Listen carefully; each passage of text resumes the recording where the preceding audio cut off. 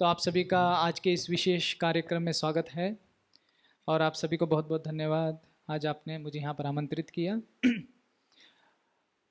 तो गौरांग महाप्रभु और नित्यानंद प्रभु की जो छवि है वो निराली ही है, क्योंकि जब मैं पहली बार इनके अभिषेक में पहुंचा था तो मुझे ये पता नहीं था कि गौरांग महाप्रभु कौन है और नित्यानंद प्रभु कौन है।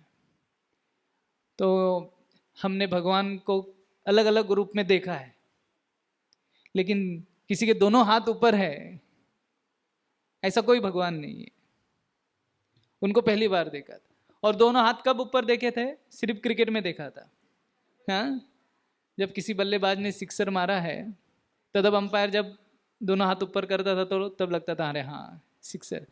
तो मैं सोच में पड़ गया कि ये दोनों हाथ ऊपर करके क्यों खड़े, सिक्सर किसने मारा है क्या इधर?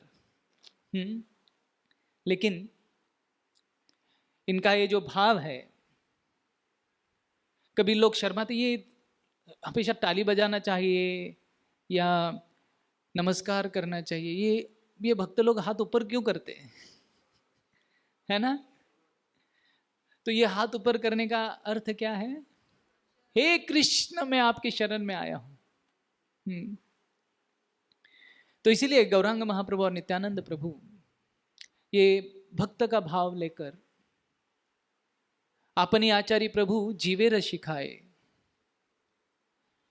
कि अपने आचरण के द्वारा सारे जीवात्माओं को भगवान की भक्ति कैसे करनी है ये सिखाया जाता है। भगवान श्री कृष्ण ने भगवत गीता में कहा है, सर्वधर्मान परित्यज्य मामेकम शरणम व्रज अहम त्वाम सर्व पापेभ्यो मोक्षयिष्यामि मा शुचा। कि आप अगर मेरी शरणागत हो जाओगे तो आपके सारी चिंताओं का, आपके सारे पापों का,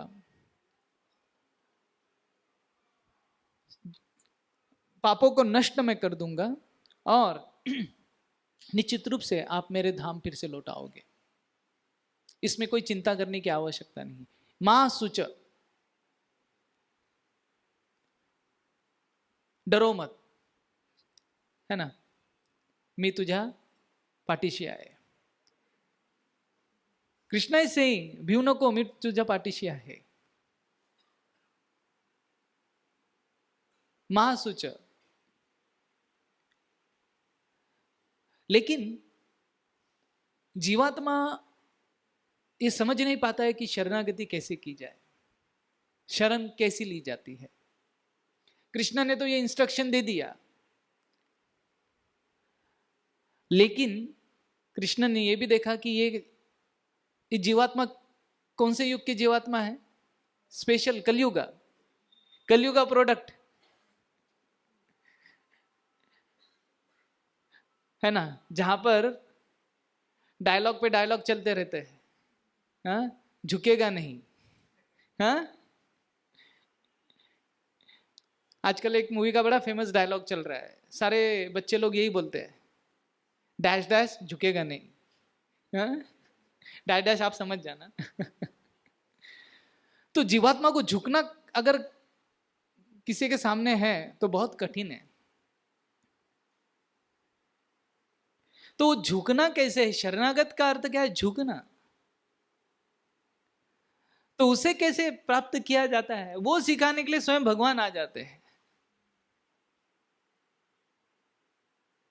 कि मुझे सिखाना पड़ेगा इन लोगों को कि कैसे शरणागति लेनी है।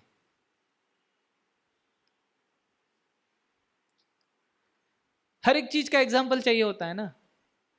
अगर कोई इंजीनियर बनना चाहता है तो पहले देखेगा कौन इंजीनियर बना है, उसे क्या प्रॉस्पेक्टस मिला है, तब जाकर वो इंजीनियरिंग की सोचता है। और कोई किसी भी फील्ड की बात हो तो उदाहरण देखता है और फिर वो पालन करता है। तो जब भगवान कृष्ण ने इस भगवत गीता में इसका उपदेश दे दिया तो लेकिन कृष्ण ने सोचा कि अरे इसका उदाहरण तो अभी मुझे ही प्रस्तुत करना पड़ेगा। तो स्वयं भगवान श्री चैतन्य महाप्रभु ब्रजेंद्र नंदन से ही सची सुत होइलो से ही बलराम होइलो निताय। जो ब्रजेंद्र नंदन श्री कृष्ण है, नंदन नंदन श्याम सुंदर घनश्याम श्री कृष्ण सची सुत श्री चैतन्य महाप्रभु के रूप में अवतरित होते हैं इस कलयुग में। और यह कलयुग बड़ा ही पावन, बड़ा ही विशेष ऐसा कलयुग है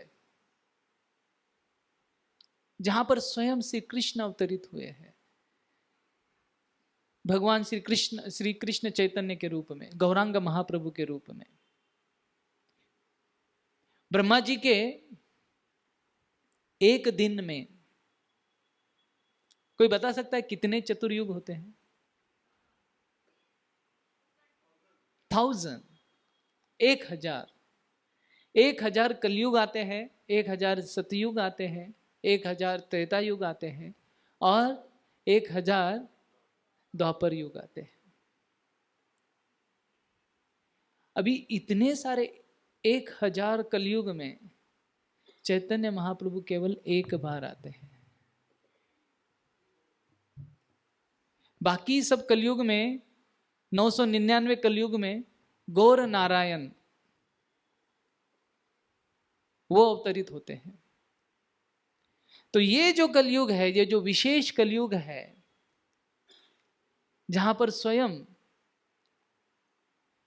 श्री कृष्ण नंदनंदन ब्रजेंद्र नंदन घनश्याम श्याम सुंदर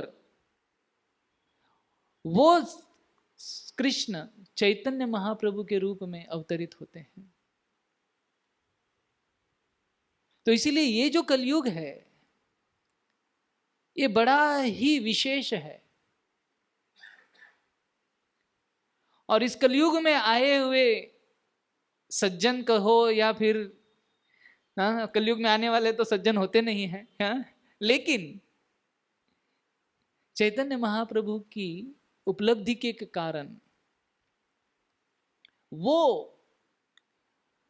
अवसर हमें प्राप्त हुआ है जो और किसी युग में इतनी आसानी से प्राप्त नहीं हो सकता। चैतन्य महाप्रभु स्वयं कृष्ण प्रेम प्रदान करने आए हैं। नमो महावदन्याय कृष्ण प्रेम प्रदायते कृष्णाय कृष्ण चैतन्य नामने गौरतिशे नमः।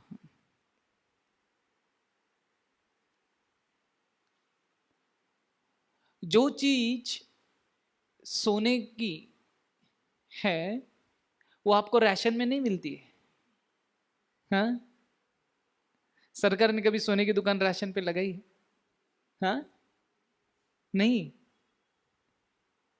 अगर वही चीज अगर आपको पानी की तरह मिल जाए, ये कृष्ण प्रेम जो अत्यंत दुर्लभ है वो श्री चैतन्य महाप्रभु ने हमें उपलब्ध करवा दिया है।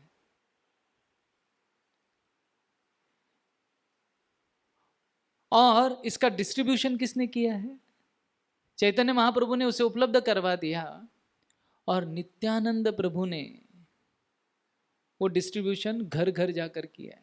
जैसे नल का पानी आपके घर पर आता है, हाँ? वैसे कृष्ण प्रेम को हर एक जीवात्मा को देने के लिए उन्होंने बाजार हाट खोल के रखा है। अधम पतित जीवे द्वारे द्वारे किया हरि नाम महामंत्र दीछे न बिलाइया। द्वारे द्वारे किया। He went to each and every home asking people to chant the holy name of the Lord. Hare Krishna Krishna Krishna Hare Hare Hare Ram Ram Ram Hare Hare। लेकिन कलयुग में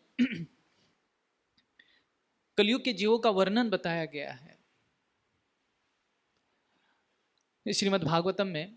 प्रायेण अल्पायुषा सभ्य कलो अस्मिन् युगे जना मंद सुमंद मतयो मंद भाग्यातुपद्रिता।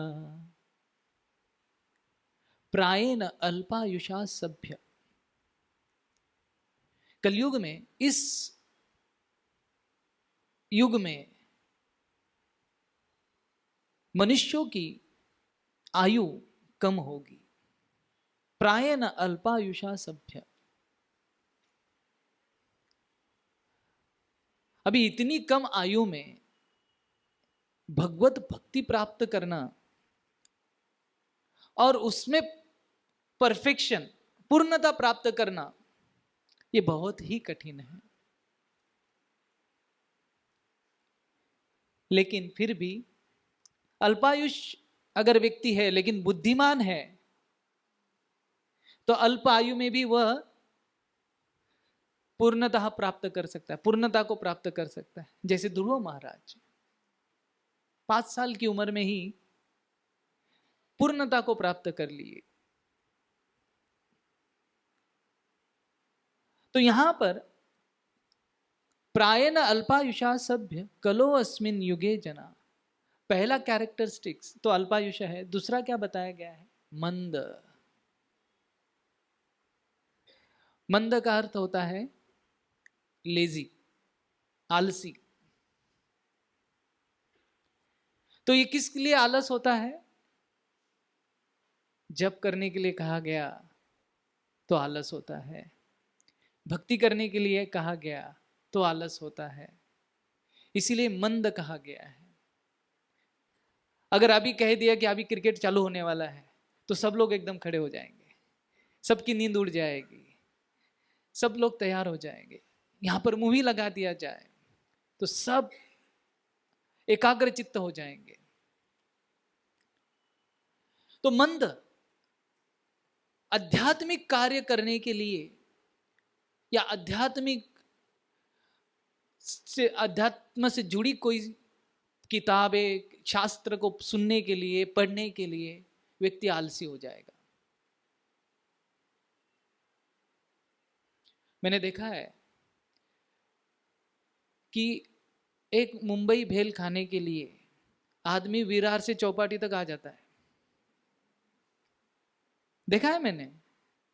और 5 मिनट की दूरी पर हमारा मंदिर है, उसे कहा भाई कीर्तन में आ जाओ, प्रवचन के लिए आ जाओ, तो बोलता है बहुत दूर है प्रभु जी। हाँ, एक भेल के लिए आप विरार से चौपाटी आ सकते हो, लेकिन कथा श्रवण करने के लिए, मंदिर आने के लिए 5 मिनट की दूरी भी बहुत दूर है प्रभु जी, लगता है। इसीलिए मंद कहा गया।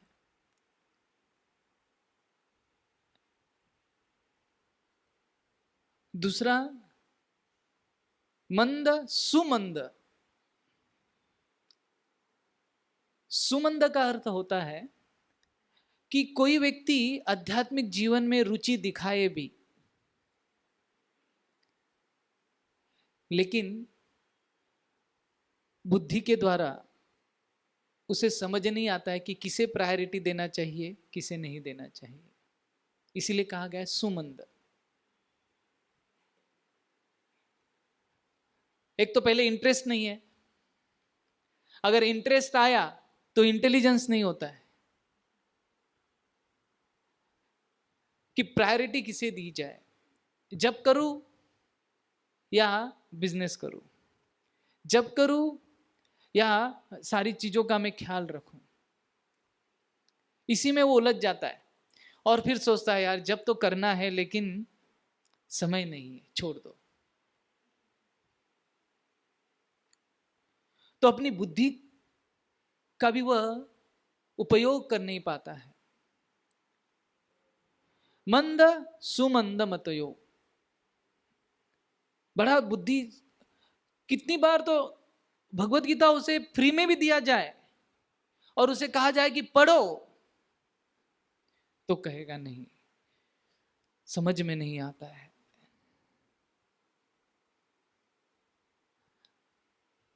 इतना सरल करके देने के बाद भी व्यक्ति कहेगा नहीं। सुमंद मतयो। और तीसरा मंद भाग्य। मंदभाग्य उस व्यक्ति को कहा गया है, कलयुग के ही व्यक्ति को, कि उसके पास उसका इंटरेस्ट है। कुछ कुछ लोग चलो वहां से निकल गए, इंटरेस्ट से निकल गए, इंटरेस्ट है, थोड़ा बुद्धि भी है, लेकिन तीसरी चीज क्या हो जाती है? मंदभाग्य। मंदभाग्य का अर्थ होता है कि कोई भोंदू व्यक्ति आके उसे अलग प्रकार का आध्यात्मिक ज्ञान दे देता है और उसे किसी गलत आध्यात्मिक रास्ते पर उसे भटका देता है। और कलयुग में पंडित कम और पोंगा पंडित ज्यादा है। साधु कम और संधि साधु ज्यादा है।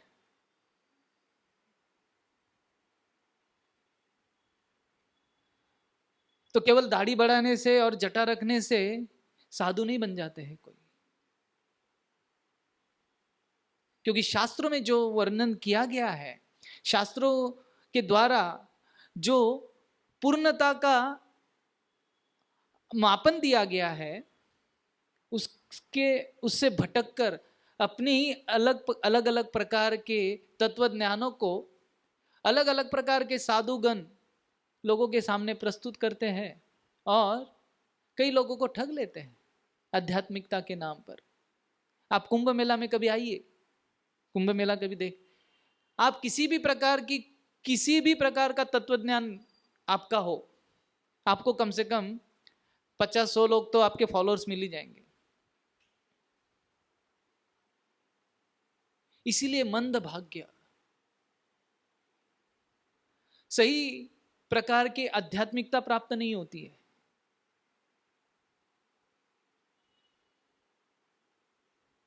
कोई ये कह देगा, कोई वो कह देगा और उसी में ही वो व्यक्ति लग जाएगा। किसी व्यक्ति ने तो अभी कैलाश भी बना लिया है, हाँ? और उस कैलाश में जाके भूतगण व्यक्ति लोग वहां पर रह भी रहे हैं। तो मंदभाग्य। और आगे कहा गया है उपद्रित। उपद्रित का अर्थ होता है कि किसी प्रकार से वो सही रास्ते पर आ भी गया, सही संस्था के सही साधु के संपर्क में आ भी गया, तो वो आने के बाद, भक्तों के संग में आने के बाद भी, सही जगह पर आने के बाद भी मेंटली डिस्टर्ब रहता है, उपद्रित। वहां से भाग कब जाऊं यही सोचते रहते हैं। इसीलिए उपद्रत कहा है, मेंटली डिस्टर्ब।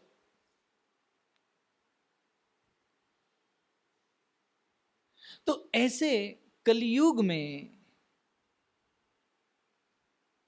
जहां पर अध्यात्म की बहुत ही धीमी लकीर रोशनी दिखती है,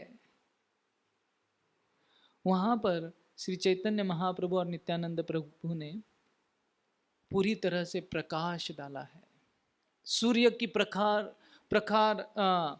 तेजस्वी प्रकाश लेकर हमारे सामने वो प्रस्तुत हुए।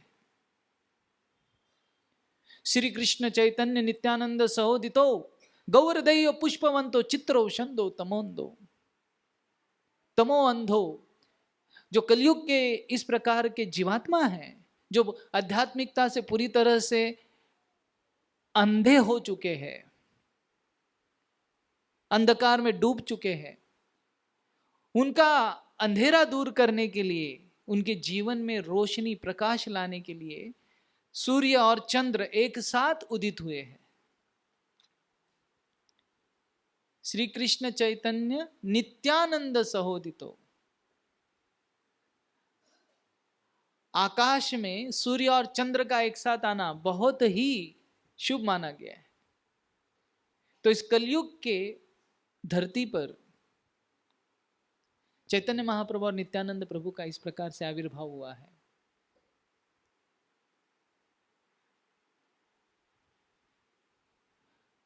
तो ये हमारे लिए बहुत ही बड़ी उपलब्धि है, हमारी सौभाग्य की बात है।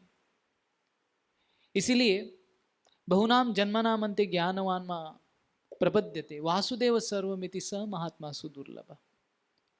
और जो चैतन्य महाप्रभु के इस मिशन में अपने आप को संलग्न कर देता है, वो व्यक्ति बहुनाम जन्मनाम अन्ते, बहुत जन्मों के पश्चात उसका ये भाग्य उदय हुआ है कि उसे ये समझ में आता है कि वासुदेव सर्वमिति, कि भगवान श्री कृष्ण के प्रति ही मुझे सेवा समर्पण करना है।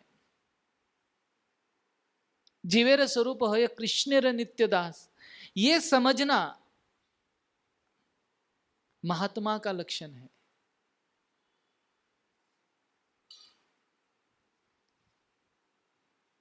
तो अगर ये एक लाइन जो है ना, जीवेर स्वरूप हो कृष्णेर नित्यदास, ये जिस व्यक्ति को समझ आ गई वो व्यक्ति महात्मा है।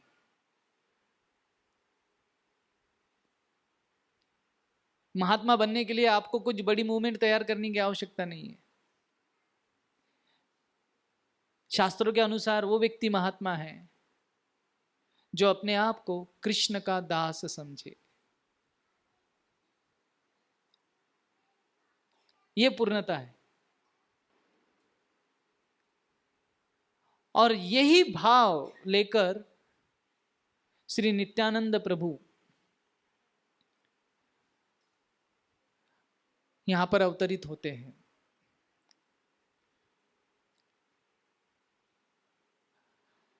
चैतन्य चरितामृत में समझाया गया है, नित्यानंद प्रभु ये बलराम जी का ही तत्व है। सब अवतारी कृष्ण स्वयं भगवान, ताहार द्वितीय रूप श्री बलराम। ईश्वर परम कृष्ण सच्चिदानंद विग्रह, अकेला ईश्वर कृष्ण आर सब भृत्य। भगवान श्री कृष्ण ये पूर्ण पुरुषोत्तम भगवान है, the supreme personality of godhead, what Prabhupada rights. तो सारे शक्ति के भंडार, सारे ऐश्वर्य से परिपूर्ण, छह ऐश्वर्य से परिपूर्ण भगवान श्री कृष्ण, सौंदर्य में अप्रतिम, वो भगवान श्री कृष्ण का दूसरा स्वरूप जो है वो है श्री बलराम जी। श्री बलराम जी में सारे वो गुण हैं, वो भी षड ऐश्वर्य से पूर्ण है। भगवान श्री कृष्ण का स्वरूप क्या है? घनश्याम है ना। जैसे मानसून का पहले बादल की जो आभा होती है, वही भगवान श्री कृष्ण की छटाएं हैं। और बलराम जी का क्या स्वरूप है?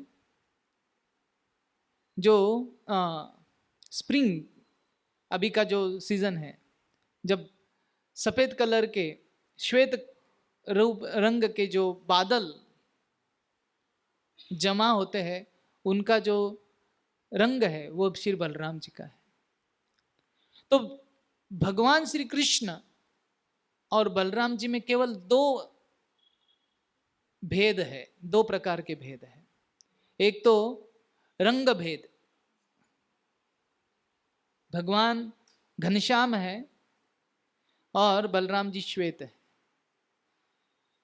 और दूसरा बहुत महत्वपूर्ण है, वो है मूड। मूड का अर्थ होता है भाव।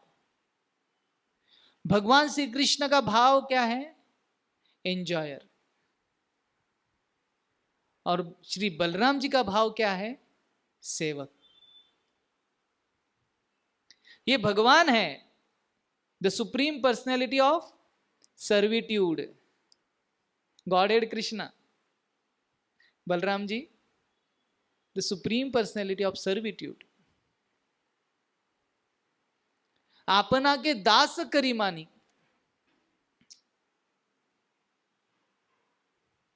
तो भगवान स्वयं क्या भाव रखते हैं? जो स्वयं भगवान है वो दास का भाव रखते हैं, और 1/10,000 ऑफ टिप जीवात्मा क्या भाव रखता है? बॉस। हाँ, supreme personality of God head का भाव क्या है? दास। हाँ, और 1/10,000 टिप का भाव क्या है? बॉस। तो ये भाव दूर करने के लिए स्वयं भगवान और हर एक स्वरूप में बलराम जी कृष्ण की सेवा करना चाहते हैं।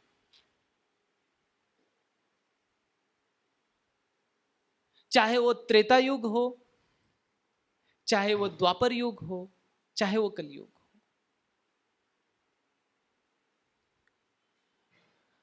बलराम जी अपने आप को अलग अलग प्रकार से विस्तारित करते हैं कि वो किसी प्रकार से भगवान श्री कृष्ण की सेवा करें। वो अपने आप को वृंदावन के स्वरूप में विस्तारित करते हैं। वृंदावन जो है वो भगवान श्री बलराम जी का विस्तारित स्वरूप है। और वो किस प्रकार से सेवा करते हैं? जब कोई असुर भगवान कृष्ण पर आक्रमण करता है और उनके दोनों की दूरी बहुत ही कम है, कृष्ण की और असुर की दूरी बहुत ही कम है, तो बलराम जी वृंदावन के स्वरूप में क्या करते हैं? अपने आप को इतना विस्तारित कर देते हैं कि वो असुर को और कृष्ण को दूर कर देते हैं।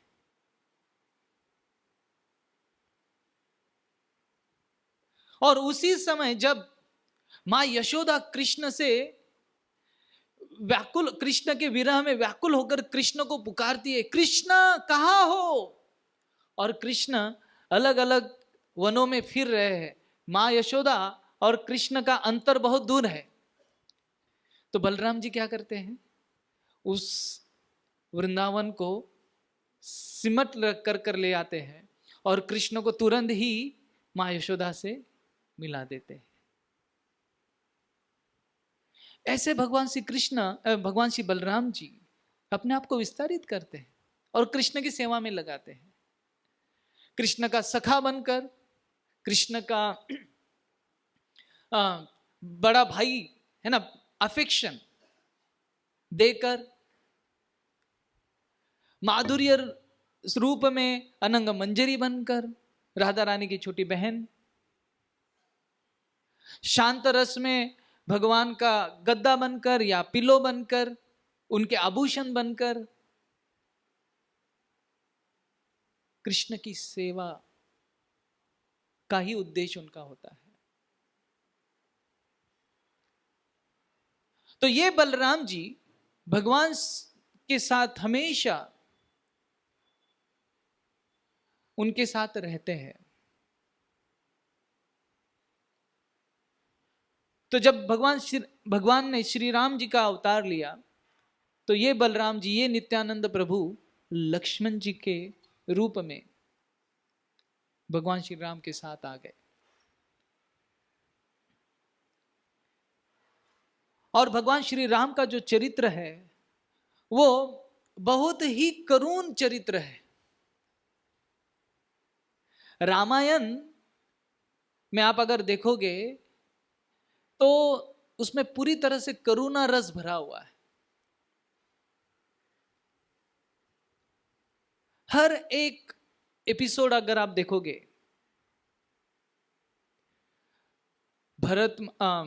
दशरथ महाराज और राम का वियोग, बिना किसी कारण के राम को वनवास, भरत महाराज का विलाप, जब वो सुनते हैं कि राम वनवास चले गए हैं और उसका कारण कौन है? मैं हूं। जब वो चित्रकूट जाते हैं, फिर वहां पर एक मिलाप और वियोग, जो भी आप एपिसोड लोगे रामायण का, पूरे करुणा से भरा हुआ है। और लक्ष्मण जी जो बलराम जी है, जो नित्यानंद प्रभु है, वो भगवान श्री राम के अनुचर उनके छोटे भाई। तो राम को जब वनवास हो गया, तभी लक्ष्मण जी ने वहां पर ही अपना रौद्र रूप दिखा दिया कि अभी दशरथ को मैं अपने बाणों से यमलोक भेज दूंगा। इस प्रकार का निर्णय वो ले कैसे सकते हैं? एक स्त्री के चंगुल में आकर राम को वनवास भेज कैसे सकते हैं?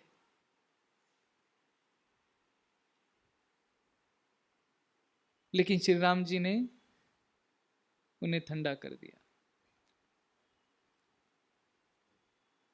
शास्त्रों में वर्णन है कि अगर पति अगर किसी कारण निष्कासित किया जाता है तो पत्नी उसके साथ जाना ये धर्म है। लेकिन किसी शास्त्र में ये लिखा नहीं गया है कि अगर भाई को निष्कासित किया गया है, वनवास भेजा गया है, तो भाई भी जा सकता है, जाना चाहिए। ऐसा कोई धर्म नहीं है। कलयुग में भाई वो खुश हो जाएगा।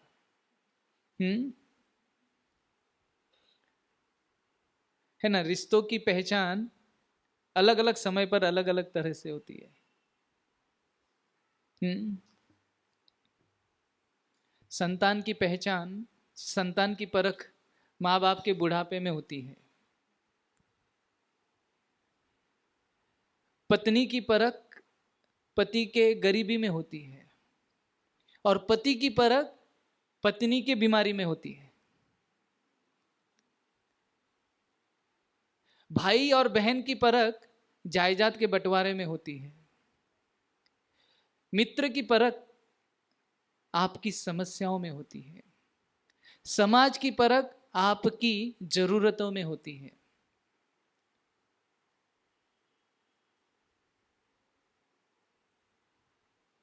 तो भाई यहां पर ये जो धर्म का कोई, अगर लक्ष्मण जी नहीं भी जाते तो कोई उन्हें ब्लेम नहीं करता, लांछन नहीं लगा देता कि अरे आप नहीं गए। ऐसे किसी शास्त्र में वर्णन भी नहीं है कि लक्ष्मण को जाना जरूरी था। लेकिन सेवा, राम की सेवा ही मेरा धर्म है, तो सारे राजपाट छोड़ना पड़े, अपनी प्रिय पत्नी को छोड़ना पड़े राम की सेवा के लिए, अपनी मां का प्रेम को त्याग करना पड़े, तो तैयार थे लक्ष्मण जी।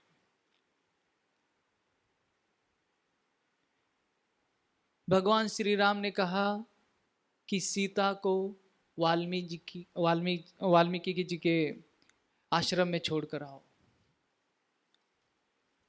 लक्ष्मण का हृदय टूट गया कि वो इस आदेश को कैसा पालन करे, लेकिन बड़े भाई है तो इतनी सारी यातनाएं सेवा करते वक्त लक्ष्मण जी को लेनी पड़ी, और उन्हें राम जी का जो दुख है वो देखना पड़ा। तो उन्होंने सोचा, लक्ष्मण जी सोचे कि राम अवतार में मैं आपका छोटा भाई था, अच्छे से सेवा नहीं कर पाया, अभी कृष्ण अवतार में आपका बड़ा भाई बनना है। तो इसीलिए वही लक्ष्मण जी कृष्ण अवतार में बलराम जी के रूप में अवतरित होते हैं।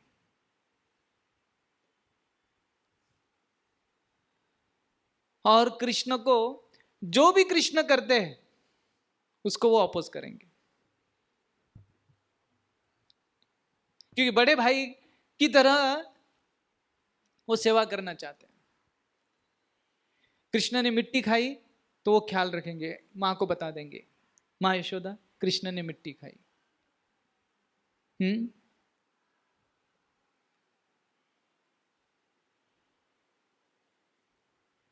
तो कृष्ण तो बड़ा भाई भी बनकर क्या करना था, कृष्ण की सेवा करनी थी। तो रोल कोई भी हो, उद्देश्य एक ही है कि सेवा किसी प्रकार से की जाए, अच्छी तरह से की जाए। तो इसीलिए जब कलयुग का समय आया अभी, तो नित्यानंद प्रभु, वही बलराम जी, श्री चैतन्य महाप्रभु के 12 साल पहले अवतरित हुए। 1474 में एक चक्र ग्राम में हड़ाई पंडित और श्री पद्मावती देवी के सुपुत्र बनकर अवतरित हुए।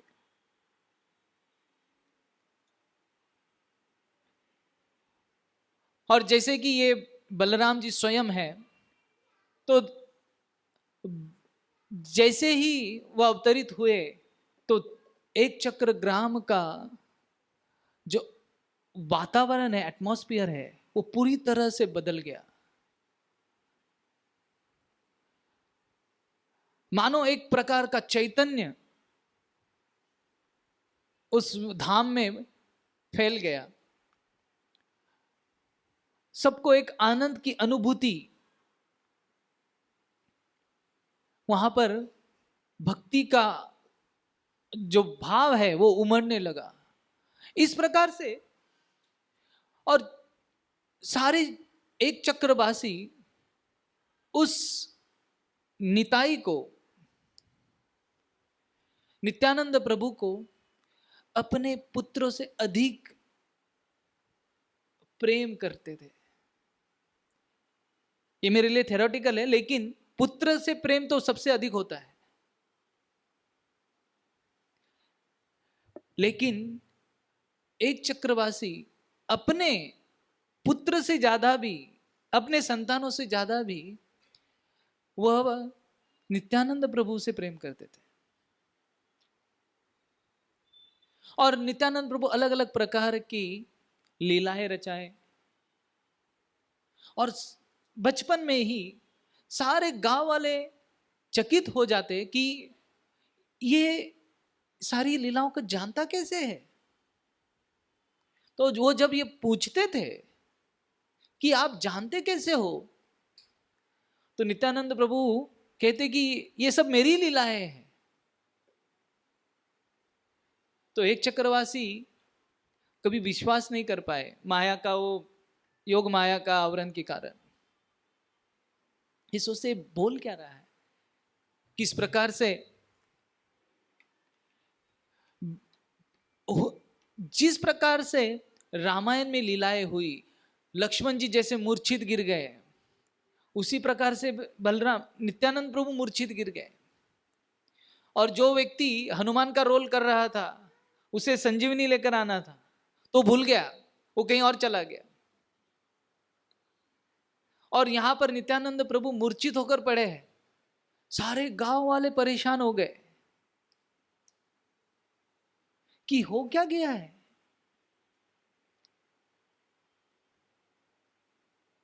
तो किसी ने बताया कि हनुमान जी संजीवनी लाने गए, लेकिन कहां चले गए पता नहीं।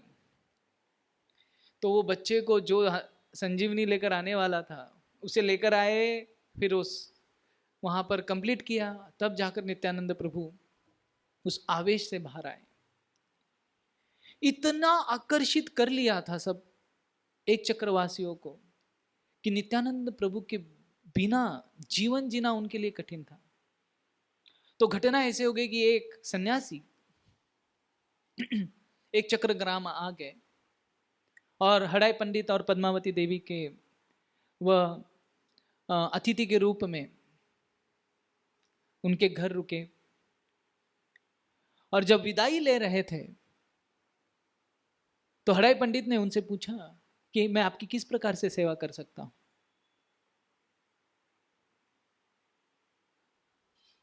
तो ये साधु ने कहा कि मुझे आपके ना धन की अभिलाषा है, ना ही मुझे आप किसी प्रकार से किसी वस्तु से संतुष्ट कर सकते हो।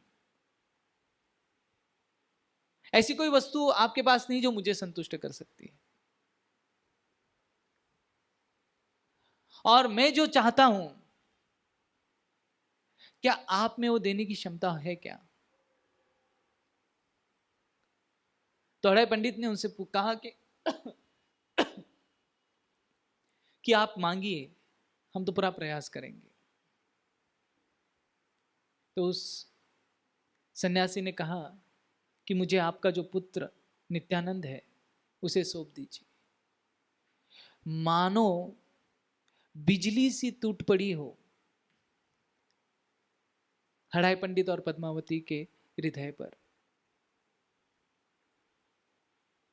सारे गांव वालों को जब ये समझ में आया तो सारे गांव वाले उस सन्यासी से प्रार्थना करने लगे कि आप हमारे पुत्र को ले जाइए, लेकिन नित्यानंद को यहां पर रहने दीजिए। नित्यानंद से विरह का अर्थ है हमारी मृत्यु। नित्यानंद प्रभु के अलावा मुझे और कुछ नहीं चाहिए, सन्यासी कह रहे हैं। और हड़ाई पंडित ने उस सन्यासी का सत्कार करते हुए नित्यानंद प्रभु को उनके हाथों में सौंप दिया। नित्यानंद प्रभु एक चक्र छोड़कर सन्यासी के साथ चले गए और यहां पर एक चक्र ग्राम मानो वीरान सा हो गया। पद्मावती देवी हड़ाई पंडित रो रो कर अपने शरीर को त्याग रहे थे। सारे गांव के एक चक्रवासी कभी उन्होंने नित्यानंद प्रभु के जाने के बाद अन्न कभी प्राशन नहीं किया। पद्मावती देवी हड़ाई पंडित को देखकर कहती है कि किस प्रकार के पिता हो आप, अभी तक आप जी रहे हो नित्यानंद के विरह में।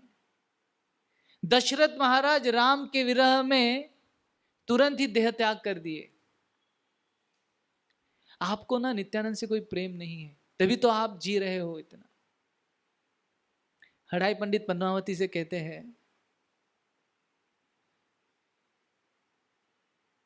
हे देवी, मैं उतना ही प्रेम करता हूं नित्यानंद से। अगर मैं देह त्याग दूं और कल को अगर नित्यानंद फिर से लौट आया और मुझे अगर मृत्यु को प्राप्त कर लिया देखकर, उसे बड़ा दुख होगा। उसे दुख न हो इसीलिए मैं अपने सांसों को बनाए रखा हूं। इस प्रकार से एक चक्रग्राम पूरी तरह से वीरान हो गया। नित्यानंद प्रभु वहां से सन्यासी के साथ चलने के बाद पूरे भारत भर अलग अलग धामों पे, अलग अलग तीर्थों पर चले गए और वह वृंदावन पहुंचे। कुछ समय के बाद वहां पर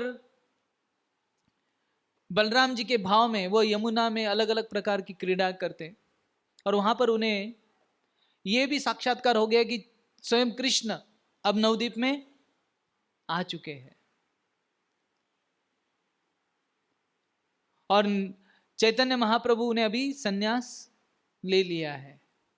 तो अपना जो कार्य है, नित्यानंद प्रभु जिस कारण अवतरित हुए थे, वह पूर्ण करने के लिए वृंदावन में श्री नित्यानंद प्रभु श्रृंगार वट, जिसे अभी नित्यानंद वट भी कहते हैं, वहां पर उन्होंने वास्तविक किया। फिर वहां से वो सीधा नवद्वीप पहुंचे और पहली भेंट नित्यानंद प्रभु और चैतन्य महाप्रभु की कहां पर हुई? नंदन आचार्य के घर पर। श्री चैतन्य महाप्रभु और नित्यानंद प्रभु जब दोनों एक दूसरे से मिले, मानो अश्रु, प्रेम के अश्रु की धारा से गंगा, वहां पर गंगा बहती है ना, तो दूसरी गंगा एक बहने लगी। यही नित्यानंद प्रभु को चैतन्य महाप्रभु ने आदेश दिया। मैं थोड़ा फास्ट जा रहा हूं क्योंकि अपने पास समय भी कम है, और नित्यानंद प्रभु की कई लीलाएं हैं। तो नित्यानंद प्रभु को चैतन्य महाप्रभु का आदेश प्राप्त हुआ कि हर घर जाकर, हर एक व्यक्ति को जाकर इस कलयुग का जो अति पावन सर्वस्व प्रदान कर सकता है, पूर्णता प्रदान कर सकता है, ऐसा ये हरिनाम यज्ञ आप सबको प्रदान कीजिए। तो चैतन्य महाप्रभु, ऐसे कहा जाता है, Chaitanya Mahaprabhu is for classes.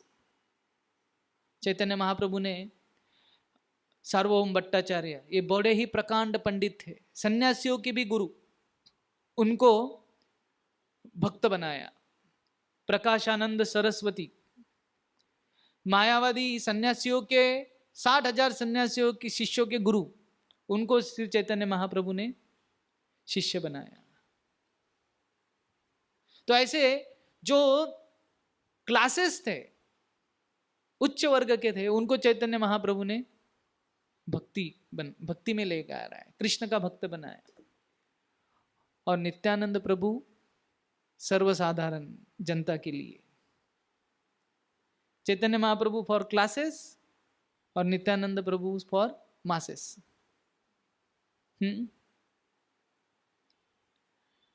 तो नित्यानंद प्रभु के संपर्क में जो व्यक्ति आता है, कोटि चंद्र सुशीतल, उसे एक शीतलता का अनुभव होता है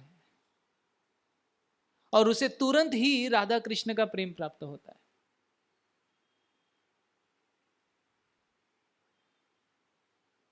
समझाया जाता है नित्यानंद प्रभु की कृपा के बारे में, एक उदाहरण देते हैं हमारे भक्त कि जनरली आपको अगर अच्छी सीट प्राप्त करनी है किसी कॉलेज में, 12th में अच्छे से मार्क लाने पड़ते हैं आपको, है ना, कि आपको किसी प्रकार का एक एंट्रेंस देना पड़ता है।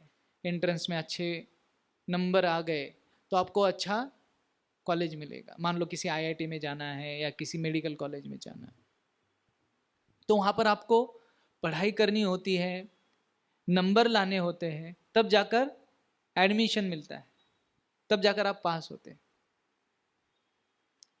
तो वो कृष्ण का सिस्टम है। पहले सर्वधर्मान परित्यज्य, पहले आप सरेंडर करो, बाद में मैं आपका ख्याल रखूंगा। जब तक आप सरेंडर नहीं करोगे तब तक, है ना, द्रौपदी को जब हाथ उठाना पड़ा तभी कृष्ण आए, तब तक जब तक वो बचा रही थी तब तक कृष्ण आए क्या? नहीं। चैतन्य महाप्रभु का फॉर्मूला अलग है। उनका फॉर्मूला क्या है? आप एग्जामिनेशन हॉल में आ जाओ, आपका अटेंडेंस लिखो, पेपर में कुछ नहीं लिखा तो भी चलेगा, पास कर देंगे। हाँ, नित्यानंद प्रभु का उसके अगला स्टेप है, आप एग्जामिनेशन हॉल में भी नहीं आए तो चलेगा, क्योंकि लेजी है ना। तो नित्यानंद प्रभु, अगर मैं पेपर लेके आपके घर पर आता हूं, मेरे हाथों से ही आपका नाम लिखता हूं, और आपको अगले IIT में भेज देता हूं, लेकिन एटलीस्ट आप हाँ बोलिए, हाँ मेरा नाम लिखो कर कर। इतना द्वारे द्वारे गया, इतना छूट देते हैं नित्यानंद प्रभु। चैतन्य महाप्रभु वो कहेंगे पहले एग्जामिनेशन में तुम अपना नाम तो लिखो एग्जामिनेशन हॉल में आके, लेकिन नित्यानंद प्रभु तो एक घर और आगे चले गए, बोला आप घर में रहो, कोई दिक्कत नहीं। तो इतनी कृपा, तो चैतन्य महाप्रभु ने इसीलिए उन्हें चुना कि नित्यानंद प्रभु आप घर घर जाकर ये कृष्ण प्रेम प्रदान कीजिए। तो हरिदास ठाकुर और नित्यानंद प्रभु ये दोनों हरि नाम लेते हुए अभिमान शून्य निताय नगरे बेड़ाए। सर्वप्रथम अगर आपको कृष्ण प्रेम प्रदान करना है, भक्ति प्रदान करनी है, तो यहां पर बताया गया है कि अकरोध परमानंद नित्यानंद राय। जो खुद परमानंद का आनंद अनुभव कर रहे हैं, वो नित्यानंद प्रभु का पहला गुण यहां पर प्रदर्शित किया गया है, अकरोध। किसी भी प्रकार का अपमान, किसी भी प्रकार की अवहेलना से वह कभी क्रोधित नहीं हुए।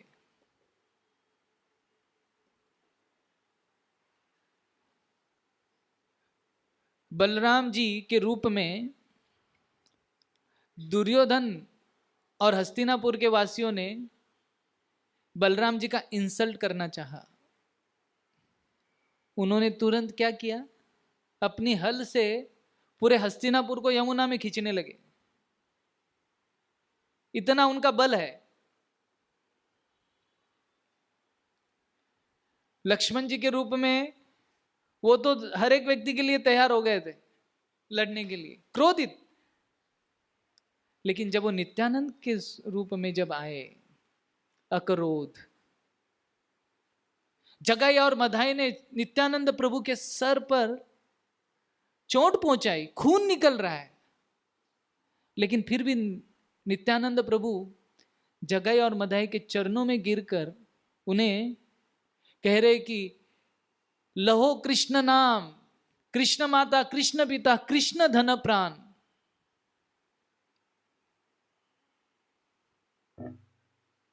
ऐसे नित्यानंद प्रभु अकरोध हर एक व्यक्ति के पास जाकर चैतन्य महाप्रभु के इस आंदोलन को, हरिनाम संकीर्तन को देने के लिए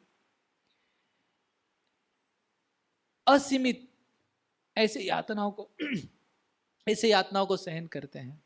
अकरोध परमानंद नित्यानंद राय अभिमान शून्य। किसी भी प्रकार का अभिमान नित्यानंद प्रभु के भाव में दिखता नहीं है।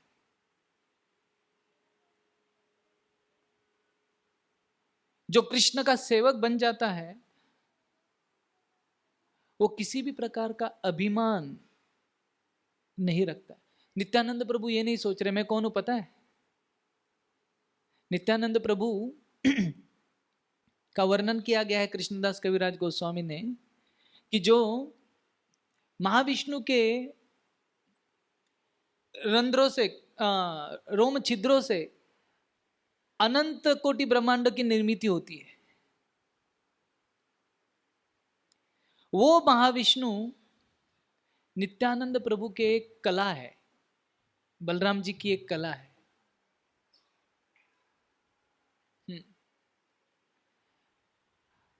अगर उन्हें कोई कुछ बोल दे तो उनकी केवल एक सांस ब्रह्मा जी की 100 साल है। वो जब श्वासोच्छ्वास करते हैं तो जब श्वास अंदर लेते हैं तो हजारों करोड़ों ब्रह्मा जी का अंत हो जाता है, और जब वो श्वास छोड़ते हैं तो हजारों करोड़ों ब्रह्मा जी निर्माण हो जाते हैं। वो नित्यानंद प्रभु वो उनके नित्यानंद प्रभु के अंश है। तो जब वो कृष्ण भक्ति प्रदान कर रहे हैं और द्वार द्वार पर जाकर हर एक व्यक्ति से प्रार्थना कर रहे हैं कि कृपा कर लहो कृष्ण नाम, कृष्ण माता, कृष्ण पिता, कृष्ण धन प्राण, इसमें कोई अभिमान नहीं कर रहे हैं, है ना। ये हम सब ने अनुभव किया है। जब बुक डिस्ट्रीब्यूशन का समय आता है, जब वहां पर हम खड़े होते हैं रेलवे स्टेशन पे या जहां पर भी, तो कितनी बार हम ये सोचते हैं अरे मैं ये क्या कर रहा हूं, मेरा एक कितना बड़ा पोजीशन है और मैं ये चीज क्या कर रहा हूं। कई बार तो कई भक्त वो जाने के लिए कितना संघर्ष होता है, जाऊं नहीं जाऊं, जाऊं नहीं जाऊं, कुछ और सेवा बोल दो। लेकिन हर बार हर हर किसी के पास जाकर उसे कृष्ण भक्ति लेने के लिए याचना करना बहुत ही कठिन होता है, बहुत ही संघर्ष करना पड़ता है। लेकिन नित्यानंद प्रभु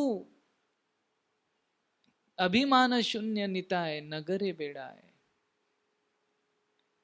वो जाते हैं जगाई मदाई से प्रार्थना करते हैं, वो कहते हैं कि यू आर जगदानंद, आप जगदानंद हो, माधवानंद हो, इतने श्रेष्ठ कुल में आपका जन्म हुआ है, लेकिन आप इस प्रकार के कार्य, नीच कार्य में क्यों संलग्न होते हो? कृपा कर कर कृष्ण का नाम लीजिए। तो मधाई और जगाई ये सोचते ये मूर्ख हमें क्या सिखा रहा है, और पहली बार तो वो मारने के लिए दौड़ते हैं, लेकिन किसी प्रकार से नित्यानंद प्रभु और हरिदास ठाकुर भाग जाते हैं। फिर दूसरी बार प्रयास करते हैं, तब मधाई उन्हें मटके से उनके सर पर चोट कर देता है, और नित्यानंद प्रभु की कृपा के कारण ही जगाई मधाई का हृदय परिवर्तन होता है, जगाई मधाई को कृष्ण प्रेम प्राप्त होता है।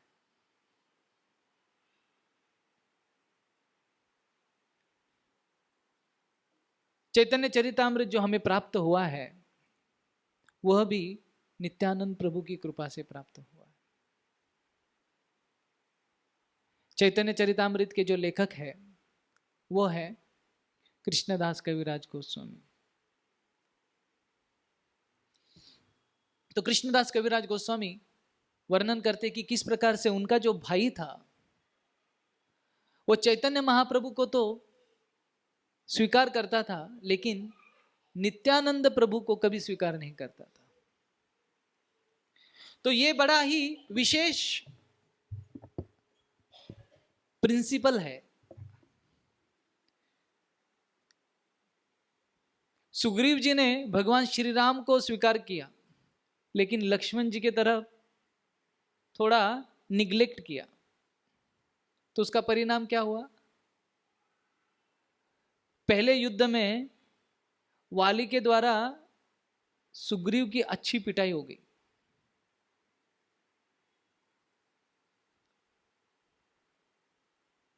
तो सुग्रीव समझ नहीं पाए कि भगवान श्री राम आपने मुझे कहा कि जाओ वाली को ललकारो, मैंने ललकारा, और अगर मैं वहां से भागता नहीं तो मेरी मृत्यु निश्चित थी। तो क्या हुआ था, जब भगवान श्री राम और लक्ष्मण जी जब पहली बार सुग्रीव से मिले तो सुग्रीव ने भगवान श्री राम का बड़े अच्छे से स्वागत किया, लेकिन लक्ष्मण जी की तरफ इग्नोर किया। लक्ष्मण जी ये गुरु तत्व है ना। कभी कभी लगता है मैं और भगवान, बीच में कोई नहीं होना चाहिए, मैं और भगवान बस। तो जो व्यक्ति इस प्रकार का सोचता है तो फिर भगवान पहले क्या करवाते हैं, सुग्रीव को जैसे वाली के द्वारा, हाँ, फिर बाद में क्या हुआ, भगवान श्री राम ने कहा कि अरे आप दोनों भाई इतने एक जैसे दिखते हो तो मैं समझ ही नहीं पाया कि कौन वाली है और कौन सुग्रीव है। तो भेद करने के लिए मुझे कुछ तो अंतर दिखना चाहिए ना। तो फिर लक्ष्मण जी से कहा कि इनके गले में माला डालिए।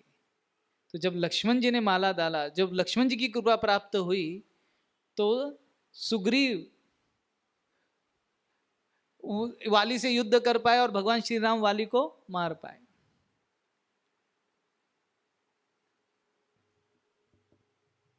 तो अगर इस प्रकार का दूजा भाव भगवान के प्रति है लेकिन गुरु के प्रति नहीं है, तो भगवान उसे स्वीकार नहीं करते। तो ऐसे ही हुआ चैतन्य चरितामृत में कृष्णदास कविराज गोस्वामी कहते हैं कि उनका जो भाई था वो चैतन्य महाप्रभु को स्वीकार करता था, लेकिन नित्यानंद प्रभु और उनके पार्षदों के प्रति वह हीन भाव रखता था। तो ये इस प्रकार की जो बुद्धि थी वह भक्ति के लिए अनुकूल नहीं थी। और जब एक बार नित्यानंद प्रभु के पार्षद कृष्णदास कविराज गोस्वामी के भाई के वहां पहुंचे तो उन्होंने उनका अनादर कर दिया, और उसी अनादर के कारण उनके भाई की भक्ति छूट गई और कई प्रकार की पीड़ा प्राप्त हो गई। और कृष्णदास कविराज गोस्वामी को यह बहुत बुरा लगा कि इनके भाई ने नित्यानंद प्रभु का अपमान किया, नित्यानंद प्रभु के पार्षदों का अपमान किया। तो वो तुरंत ही 90 वर्ष के आयु में नित्यानंद प्रभु उनके स्वप्न में आकर उन्हें आदेश दिया कि जाओ, वृंदावन जाओ और वहां पर चैतन्य चरितामृत का संकलन करो। तो कृष्णदास कविराज गोस्वामी कहते हैं कि मुझे यह शक्ति जो प्राप्त हुई है 90 साल में, वो लिखते हैं आमी वृद्ध जरा तूर लिखिते कापये कर मने स्मरण न कुछ होए। 90 साल का व्यक्ति है, वो क्या याद करेगा और क्या लिखेगा। लेकिन वो कहते हैं कि जब नित्यानंद प्रभु की शक्ति कृपा प्राप्त हुई तभी जाकर ये पूरा ग्रंथ लिख पा रहा हूं। वृंदावन दास ठाकुर जिन्होंने चैतन्य भागवत लिखा है, वो भी नित्यानंद प्रभु का प्रसाद प्राप्त करने के पश्चात ही वो चैतन्य भागवत लिख पाए। तो नित्यानंद प्रभु की कई और लीलाएं हैं जहां पर उनकी कृपा के पात्र तुरंत ही कृष्ण भक्ति को, कृष्ण प्रेम को प्राप्त कर लिए। तो ऐसे नित्यानंद प्रभु की शरण हमें लेना है। निताई पद कमल कोटि चंद्र सुचितल छे छाया जगत झुराए हेनो निताय बिने भाई राधा कृष्ण पाए तेनाय दृढ़ धड़ी निताय रपाए। हमारे जो भी समस्याएं हैं, अलग अलग प्रकार की भक्ति में जो बाधाएं आती है, उन्हें अगर नित्यानंद प्रभु के सामने रखा जाए, उनसे प्रार्थना की जाए, तो नित्यानंद प्रभु कृपालु होते हुए हमारी सारी बाधाओं को दूर करते हैं और हमें श्री गौरांग महाप्रभु भगवान श्री कृष्ण राधा कृष्ण के भक्ति में दृढ़ रखकर कृपा आशीर्वाद प्राप्त देते हैं। तो इसी के साथ आज के कथा को विराम देते हैं। नित्यानंद प्रभु के और भी लीलाओं का चर्चा कभी और किसी समय करेंगे। 22 तारीख को आप सबको आमंत्रित दिया जाता है कि आप कृपा कर आइए। शाम में राधा गोपीनाथ मंदिर में नित्यानंद त्रयोदशी का उत्सव मनाया जाएगा। सुबह से शाम तक कथा कीर्तन होते रहेगा। आपको जब भी समय मिले आप आकर उसका लाभ ले सकते हैं। श्री नित्यानंद प्रभु की, श्री गौरांग महाप्रभु की जय। निताय गौर प्रेमानंदे हरि हरि बोल।